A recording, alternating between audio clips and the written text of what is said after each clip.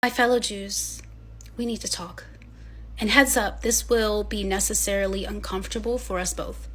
The discourse on Zionism and the escalation between Israel and Palestine has completely devolved into identity politics and vitriol. Now, I'm not trying to center Jews per se, but the reality is when Jews come together and stand up for the rights of others, the world takes notice.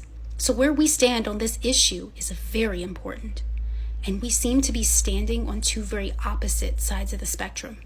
Now, I'm worried that this situation is going to devolve further in the coming weeks and months, involving surrounding nations, potentially starting a much larger war. So at this juncture, I am urgently reaching out to my Zionist friends, family, and followers, and I hope you'll listen with your heart open. Now, I'm aware that many self-identifying Zionists believe that Jewishness and Zionism are one and the same. And I agree with you to the extent that this is the common perception. I'm also aware that many self-identifying Zionists define Zionism as self-determination for a Jewish homeland. And often the definition stops there. For me, this definition necessarily expands to at the expense of Palestinian citizens. And this is where I draw a very hard line, because to accept the former without the latter requires a large amount of dissonance. Now, you may be thinking, I'm an American Jew. What's it got to do with me? Why is it important that we consider our position on Zionism?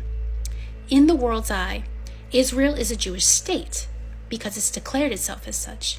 And we know with a great deal of recorded evidence that the Israeli government has been oppressing Palestinians all this time. And here's the important part. While hiding behind the shield of Judaism and the Shoah, using it as both its defense and its sword. This is so incredibly infuriating and offensive. But you know what I find more infuriating and offensive? Genocide, murder, pain, suffering, no matter who does it, no matter who receives it. We should at least agree on that. Israel, the country which claims to be of and for the Jewish people, is by the numbers inflicting more harm, more death, more destruction onto the Palestinian people than Hamas ever did to Israel. Hamas is a terrorist organization, yes, and the Israeli government is an oppressive totalitarian regime holding far more power over money, resources, and narrative. If you're an American Jew, it's relevant that our military and our president is providing millions in funding to Israel so it can bring more might, fury, and more slaughter to innocent Palestinians. They aren't targeting Hamas, despite having the intelligence and resources to do so. They are leveling cities and bombing civilians indiscriminately. Now, if you disagree, I would be open to seeing any evidence you have of measured, precise attacks. But that's not what I've been seeing. Please don't scroll me away because these words hurt you to hear. If you're as uncomfortable as I am right now, you need to hear this so that we can grow. This is being done in our name. It's a disgrace to Jewish identity. It should offend you deeply, right down to your heart. Even if it's not you and I doing it personally, even if you have not previously defined Zionism this way, this is in fact what Zionism accomplishes. Zionism hasn't been about Jews having a homeland for some time. We have a homeland. Nobody's taking that away. For fuck's sake, Israel is backed by the U.S. military. It doesn't need to harm innocent civilians to exist, but it does, and it is, and it's using our good name to do it, and calling that Zionism. And they've been working hard a very long time to convince you and the world that Zionism and Jewishness are one and the same, thereby tethering your identity, your very being to their actions, no matter how awful they become. And if you've fallen for their absolutism, to decry their actions, well, that could feel like betraying yourself. Have you heard of cognitive dissonance? It's an ego defense we all use to reduce the discomfort we experience when our behavior or our expressed beliefs are at odds with our self-concept. And most humans will go to great lengths to reduce this discomfort. For example, pretending the threat to our belief doesn't exist. Distracting from the threat to our belief, commonly accomplished with whataboutism. Justifying the belief.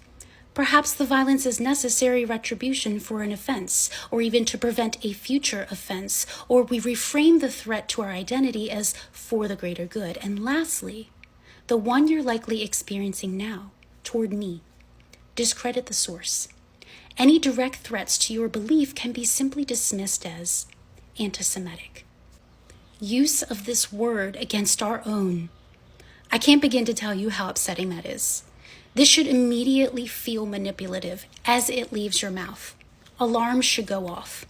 Understand that this last strategy is a tool used inappropriately by Israeli and the United States authorities to protect their actions from any scrutiny at all. If this label is used in this way, it loses its power when needed for its intended purpose, ironically, worsening the potency of real anti-Semitism. Being anti-Zionist isn't anti-Semitic. When you make this claim, you use the entirety of the Jewish diaspora as human shields. It reduces our existence, everything it means to be Jewish, all of us, every Mizrahi and Sephardi and Ashkenaz, every black, brown, Asian, mixed race Jew, every one of us standing together as one on Mount Zion, everything we have survived and rebuilt and carried on through generations, Kenachora, it reduces us to a fucking MAGA hat. This misuse brands anti-Semitism as a phrase that can't be taken seriously. In the world's eye, we become a bunch of white people crying wolf while simultaneously harming others. If this isn't how you wish to be seen, ask yourself how this has come to pass. Is this really consistent with who you consider yourself to be? And why are right-wing American politicians parenting the same talking points? Who benefits here and who loses? If the global Jewish diaspora has anyone to blame for the rise of anti-Semitism and renewed fear of living in a non-Jewish society, as, by the way, we've successfully done for thousands of years, it is the Israeli government. It's Bibi and his butthole friends. Their actions are, in fact, antithetical to Jewish teachings and everything it means to be Jewish. There is no tikkun olam, no tzedakah in their actions or their messaging. There's only greed, power, and hate. Tell me, where is that in the Torah? They don't care about what it means to be a Jew, but you should. We can't undo the damage that's been done, but we can change our minds at any time. That's the beauty of freedom. Of anybody, we should know how precious and fragile that beauty is.